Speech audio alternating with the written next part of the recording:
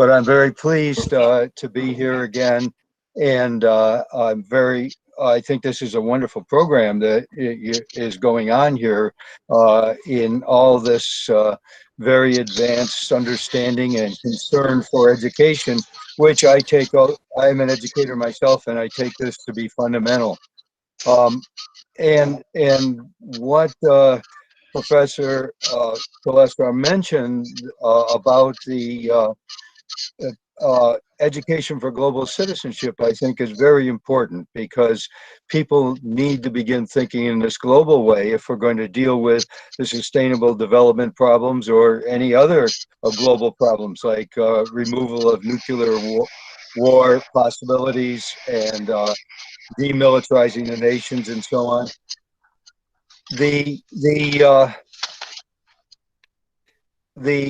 WCPA, as Professor Talesra mentioned, is holding the next session of the Provisional World Parliament. It looks like it will be in New Delhi in December, beginning on Human Rights Day, December 10th. And that, of course, depends on the pandemic and whether or not it will be possible. But we're in touch with the governmental leaders in India. We've been in touch with all the consulates from the different countries that are in Delhi, and we've been in touch with the Prime Minister's office and the President's office, and we're trying to get the government of India to understand the immense connection between the WCPA and India that goes way back into the 1950s.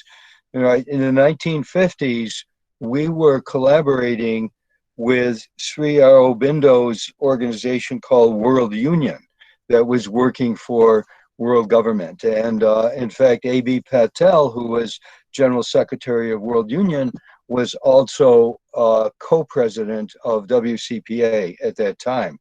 And we have, of the 14 sessions of the Provisional World Parliament, we've held 7 of them in various cities in India, in Chennai, in Lucknow, in Kolkata, in New Delhi, and so on.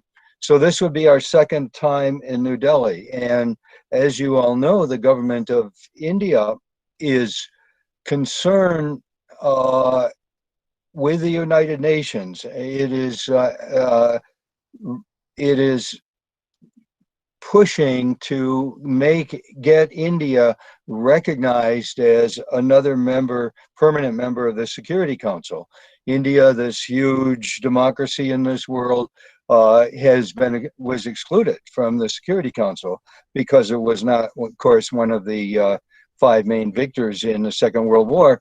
But India, from the very beginning, as Professor Murthy has pointed out from his research, who's on this call, from the very beginning, India was thinking in terms of a world parliament.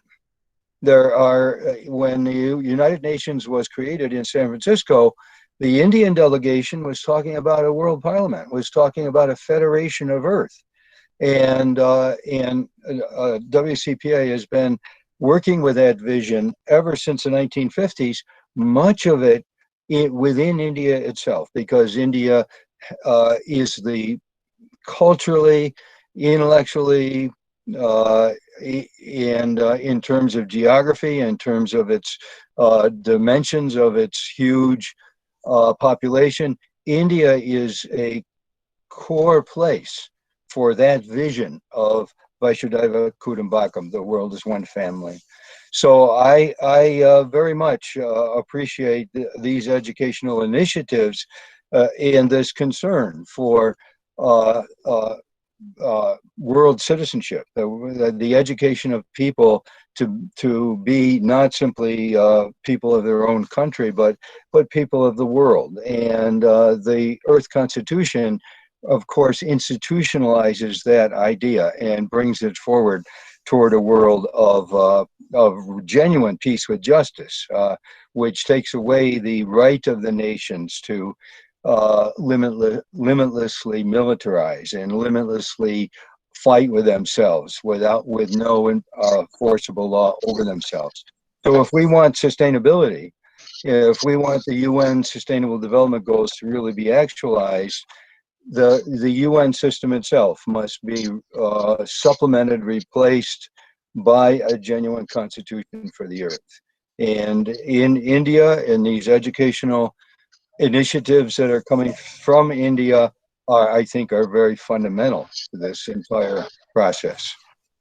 So I just wanted to thank you all again for these wonderful events that are being organized. I'm sorry I cannot stay with you today, but I have many obligations going on today. But I want to thank you for all your hard work and your scholarship, and give you the best, my blessings for this conference.